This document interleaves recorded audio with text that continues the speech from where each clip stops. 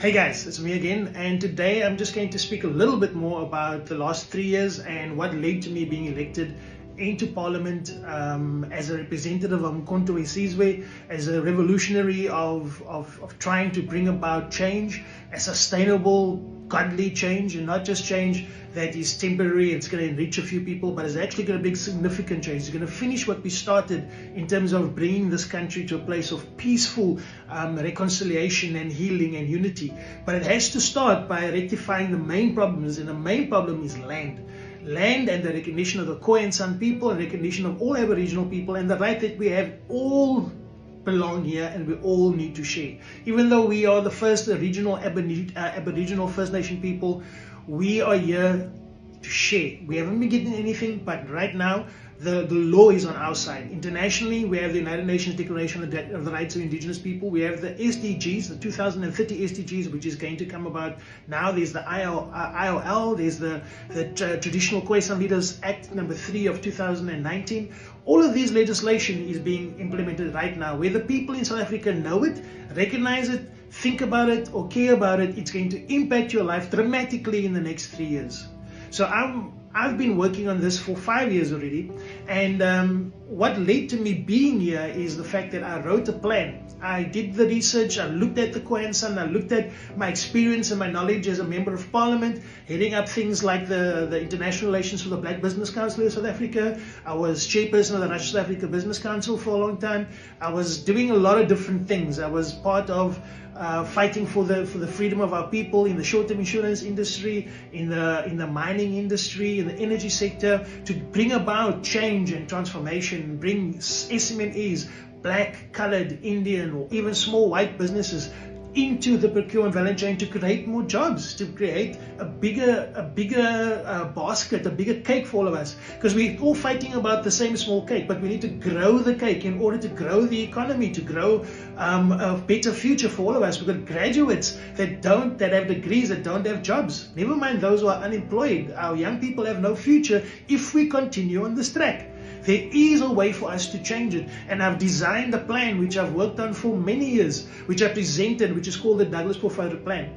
And that plan I presented to De Beers. It was 3 years ago at the mining in Daba, I think it was 2023. I had spent a few years working on the Douglas Porphyry Plan, and the Douglas Porphyry Plan I'll explain to you in the next video. But in short, it's a plan that takes all the resources based upon indigenous rights of the Khoi and San people, indigenous rights of the African indigenous people, as well as the rights of those who came here and colonized us, and looking at the rights that we have and saying, okay, fine, let's throw out the old model and let's look at an entirely new model. Maybe we need to look at things a different way, because if we keep doing things the same way, we're going to get the same result. And hence I decided, how God can we find a solution that is beneficial for those who currently own the lands and those who used to own the lands, those who currently own the economy and those who used to own the economy. I went to the mining in Daba in 2023. Firstly, I couldn't get in. It's very expensive. They do that so they can exclude people like myself, and especially indigenous people and local people that are poor, because they know they're stealing the resources and they're selling it out raw without creating the jobs for our people here by beneficiating those minerals. And so they have a barrier to entry for people like ourselves, so they can have their conferences and do deals behind closed doors. So anyway, I lobbied and I got in. I got in as a guest, and I went to the De Beers and to the Anglo-American booth, and I presented them with the documentation, and I said to them, look, the reality is De Beers and Anglo-American, we know the history as the Khoi and San people. There's some of us that have family that lived through that history. We know what you've done wrong. We have evidence of your hand in taking land from the indigenous people and then utilizing the diamonds and the gold and other wealth that you have accumulated for your own gain at the expense of our people. So the evidence I put inside that document, which is called the Douglas Porphyry Plan. I have a lot more evidence which I've attached and I've sent through to different people. But where we are at right now is that plan was submitted to them and they went away. They came back to me a few months later. They said, can we meet? And what is it that you want? because they had gone through their document, and in their document I outlined a plan for the future of South Africa. I outlined a plan that can work, that if we use our resources in a strategic way, we can actually build new cities for our people. We can take our people holistically out of poverty within 5 to 10 years if we do the same principles that cities like Dubai, cities like Singapore, cities like Mumbai. Mumbai has had to move 50 million people from the main city where it was starting to sink and it was being overcrowded to a new spot 50 kilometers, 100 kilometers away. The same with Beijing. Beijing has overpopulated population, so 50 million people are moved south. They're taking some of the administrative departments of government from Beijing and putting it 100 kilometers away in a brand new city which they're building over 5 to 10 years for 20 million people. We only have 70 million people. China has 1.2 billion people. So does India, and they're building new cities where they're moving people on, and they're using the resources that they get from us to fund it. So we are at a disadvantage in the sense that we haven't started one new city in the last 100 years. We haven't started, we've got little bits of projects here and there. We need mass transformation. We need a complete rethink. We need to cut all our people out of poverty at one time. And that's what the Douglas Profile Plan is. It's a solution to take and transform all our townships, transform all our communities, transform all our resources into something that can actually bring about real lasting change. So when I went to De Beers, I spoke to them and I said to them, guys, this is the reality. In the next 3 or 4 years, the 2030 SDGs come into existence, the TKLA comes into existence, we will be recognized. The question is, how do we go forward in terms of restitution from companies like Anglo-American, De Beers and others that have benefited from taking things from Khoisan land? And how do they actually are going to bring about recompense? And how are they actually going to start engaging with the Khoi and San community? Because yes, they've got BEE, but they've got zero Khoi and San BEE. They've got zero Khoi and San affirmative actions, zero Khoi and San shareholders, zero Khoi and San beneficiaries. And they've literally, even last year, taken Khoi and San people off their lands in Botswana and placed them in another place where there was zero help or support, and taken billions of dollars worth of diamonds out of that land and enriched the Botswana government and Anglo-American and De Beers at the cost of the Bushmen in Botswana. Those are our people. Our people haven't left Botswana, our people haven't left Namibia, our people haven't left South Africa, they haven't left Zimbabwe. We are still there. The borders weren't driven by us and weren't written by us. The borders were put there by the British and by the scramble of Africa, when the Germans and the English and everybody else sat together and decided we're going to draw these borders there, and they split our people up. But our people are still everywhere. Our people are still there.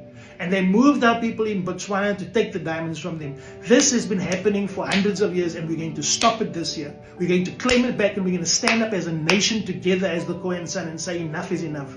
The only person who was willing to stand up and to say, you know what, this was an injustice against the Khoi and San was President Jacob Zuma. Before the elections, we went to him. Before the elections, we said, we have to do something about the Khoi and San people, Mr. President. Under the ANC, under the DA, and under the current constitution, our people have been left behind. Our people have been left behind. Our people have been not recognized. Our people have not been given justice. It's a complete injustice. And because we are not in the majority has been used to oppress us. And so we need to be in a position where we can again be recognized as the First Nation Aboriginal people, and we can be given land in the Western Cape and in the Northern Cape to be able to free our people, to take our people out of darkness, to take our people out of the Cape Flats. And they're not just Khoisan people, we can do it for all our people because there's enough resources, and that's what I keep telling you. So we went to President Jacob Zuma and he listened to us, and then the whole first few NEC members that there was, the top high command back then, this was February of 2024, they listened to my presentation on the Khoi and San, on the Douglas Profile Plan, understood that we are First Nation people as proven by DNA, as proven by archaeology, as by history. Every single metric that you can think of. Our cave paintings is everywhere, our DNA is everywhere, our grave sites are everywhere. And our people's history is everywhere for everybody to see. And yet it is as if we are invisible people, because the narrative is to try and keep us oppressed and to try and claim that we are non-existent, that we don't exist anymore, that we can't get our land back because we don't know where it is. We know exactly where our land is. We know exactly where we come from. We know exactly our history. It's all written, it's all there, but it's been oppressed. And so it was only MK, out of all the political parties, that opened its doors to the Khoi and the San people. We went there and they said, you know what, the president said, while I was president of the ANC, maybe that's one thing that we didn't get right. One of the things we didn't get right, and that was that the Khoi and the San was left behind, was excluded. They were oppressed and treated like they're nothing. They weren't given land, they weren't given part of the affirmative action. And there's no protections for them in the constitution, no protections in the policy of the ANC and other structures. And when we went to MK and we presented to Obaba and to the rest of them the cause of the Khoisan people, they said, you know what, we're establishing MK to fight for justice and to fight against injustice. We're establishing MK to right the wrongs of the past. And this is a wrong that we have done, even as MK.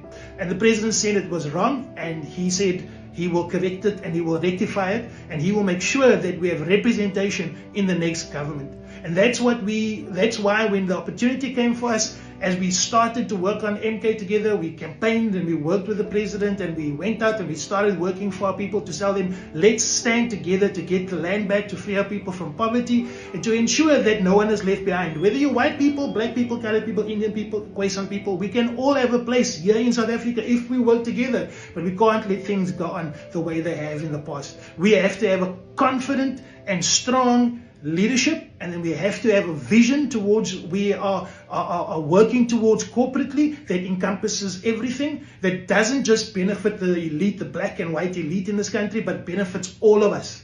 That we will all get out of poverty together, that we'll have a part of the new future that is being created in the fourth industrial revolution. There is opportunities for us to get all our people out of poverty. So where we are right now, we came into MK. We are representing the Khoi and the San people. We're representing our background. We are coming and representing colored people, because our colored people have been left behind. And we're going to fight for you to get land. We're going to fight for you to get housing. We're going to fight for you to get economy. We're going to fight for you to get access to the mineral wealth, so that we can create jobs, beneficiate our minerals, create products and manufacturing and export goods, and bring tourists here on massive scales. We can make sure that we have a Aboriginal and African indigenous theme parks, so we bring millions of Chinese and Russian and European and American tourists to come and see how the First Nation people of the world's oldest First Nation, used to live, and how we live today. These are things that we can do to change. We can take the oil that is there, build refineries, refine the products, and export, and there'll be enough jobs for everybody.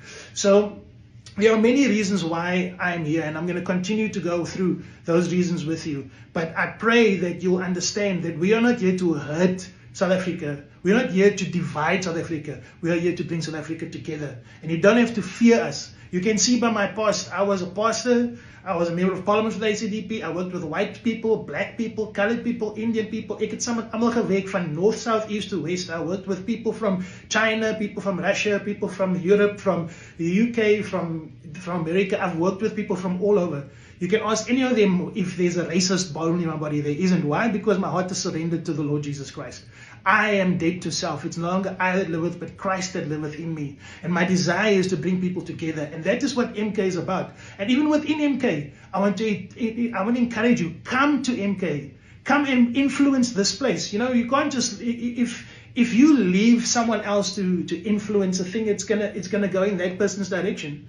But if you want to see MK with godly principles, if you want to see MK giving the land back to the people and taking people out of poverty and having godly leaders lead that instead of people who are corrupt and people who are, you need to come and be a part of MK to do that. You must bring the change. MK is a blank canvas. If you let evil people in, evil will prevail. If you let good people in, good will prevail. So if you want to know what's the future of MK, it's you. You decide whether you're going to get involved or not involved. If you don't want to get involved and you want to say, okay, I'm going to leave things that are, then you're going to get what you're going to get. But if you want to make a difference, get involved with MK. Come and help us determine our policy.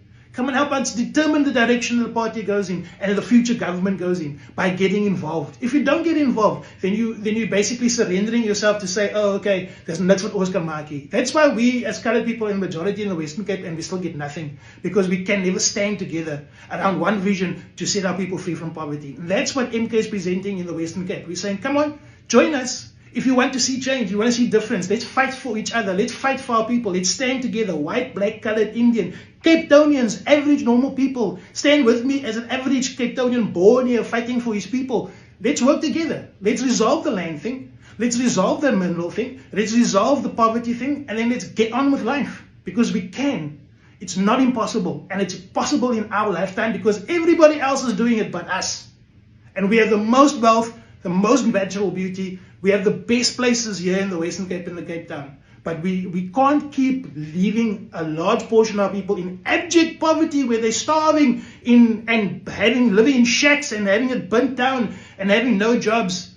No, we're done with that. While other people feast on and there's a feast going on, and then there's a massive famine going on, and we're not having that in South Africa anymore. That is a sign that we're on the wrong road. We need to come back to God. We need to submit ourselves to God and let His kingdom come on earth as it is in heaven. Because when His kingdom comes, there's peace. When His kingdom comes, there's joy. When His kingdom comes, there's freedom from oppression. God will never condone theft. God will never condone that you benefit from theft forever while other people suffer. So if you think that you can take what you have stolen with you to heaven one day, you're going to be very, very wrong.